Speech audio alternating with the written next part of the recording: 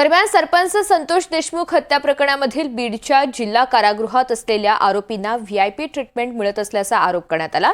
आज याबाबतची तक्रार कारागृह प्रशासन आणि थेट मुख्यमंत्र्यांना केली जाणार आहे।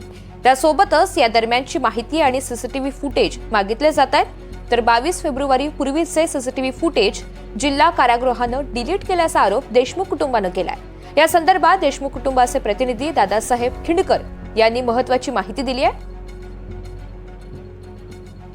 आपण जी काही माहिती आपल्याला मिळालेली आहे की कारागृहामध्ये ज्या पद्धतीने कैद्यांना सेवा दिली जात आहे, ज्या ज्या ठिकाणी कैदी आहेत, ज्या ज्या ठिकाणी फिरलेले आहेत, त्या ठिकाणचं आपण कारागृहामधलं CCTV माहितीच्या अधिकारात मागवणार आहोत। आणि पोलीस महासंचालक महानिरीक्षक कारागृह सुधार सेवा यांच्याकडे मी तक्रार करणार आहे। मुख्यमंत्र्याकडे आज मी तक्रार करणार आहे।